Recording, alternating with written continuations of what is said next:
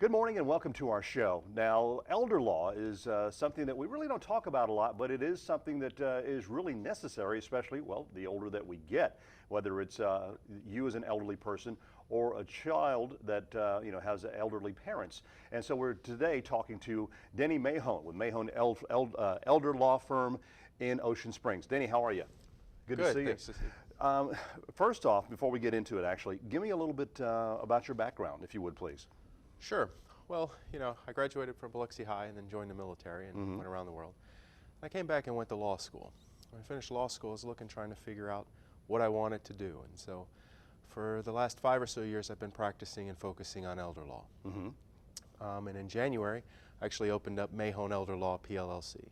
And our focus is really seniors and those with disabilities and their families. Traditional estate planning focuses on what happens when I die. How do I avoid taxes and things like that? And what we like to ask is, what happens if I don't die? What happens if I become disabled?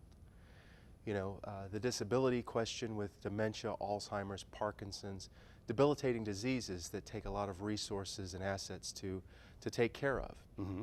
So at Mayhone Elder Law, what we focus on is, how do we integrate the legal, financial, and personal care needs to create a comprehensive plan for the senior or the family to protect their assets and protect themselves from these debilitating costs associated with long-term care. Now, I know that they worry about, elders worry about, if I have to go into a home to be taken care of, assisted living center, or what have you, a nursing home. What is going to happen to my property if I'm not protected? And a lot of times, a child or children of the elders are concerned about that too. What's going to happen to mom and dad's home, their land, or whatever. Especially down here, we have a lot of just land owners, because people that lived here for many, many years, and they're worried about losing it. Is the state going to come in and take it over? Do I have the children, do I have to pay some taxes or whatever? And these are a lot of questions that you answer. Right, we get a lot of questions. Probably the number one question, or one of the number one questions, is, what happens to my home if I go to a nursing home? Well, with proper planning, whatever you want to happen to it.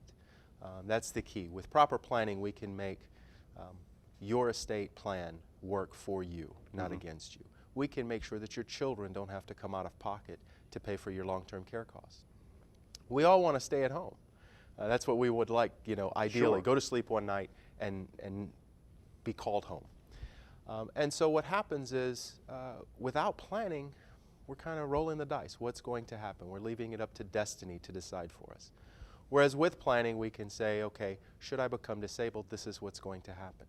I'm going to stay at home as long as possible, and when that's not possible, put a plan in place to protect me and my family. Now, you do a lot of public speaking. You hold seminars around the Gulf Coast area along this line, educating people exactly as to what's needed. What do you find that are some of the other questions that you get asked, or things that you have to cover to give people, and the major thing is peace of mind, knowing that when something happens to me, I'm disabled, or something happens to my parents that they're disabled, the states or whoever's not going to come in and attach some kind of lien to it or something to where it's not mine anymore. Sure. Some of the top questions are, what happens to me if I become disabled? Who makes those decisions for me? Do I need a will? It's a very common question. That's a big question.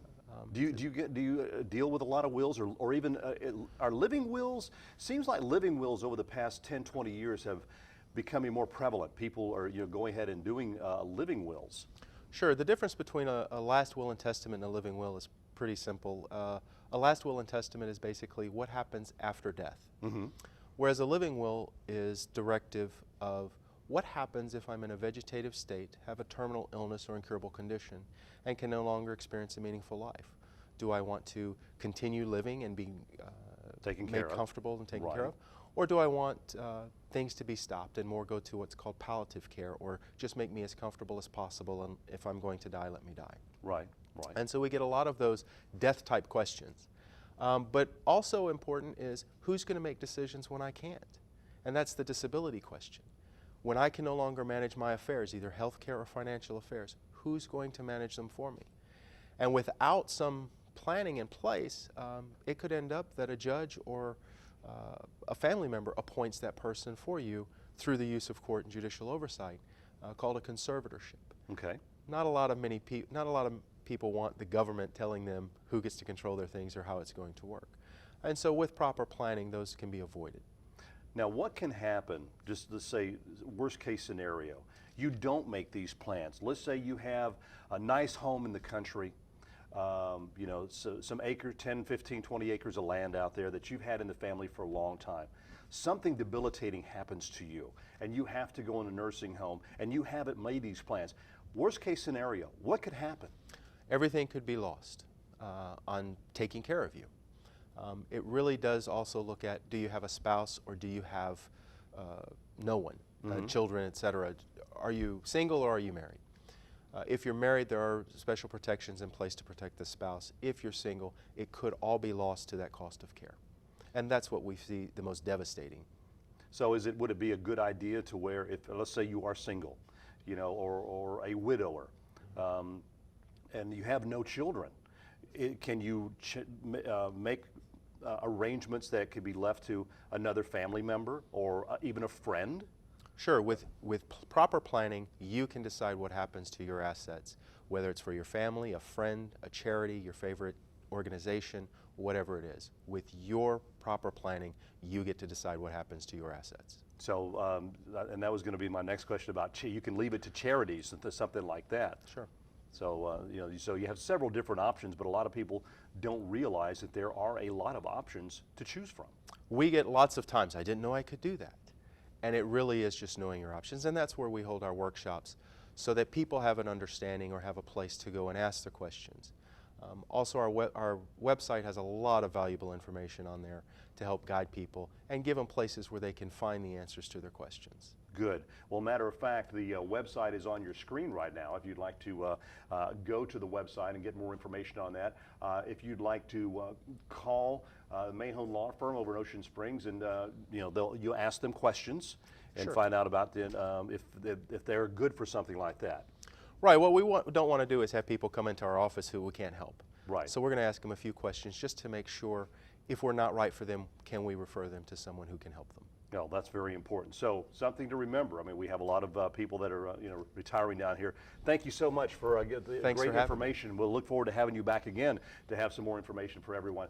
So if you'd like some more information, like to find out if this is what you need to do, call the number on your screen, check out the website for more information from the Mayhone Law Firm.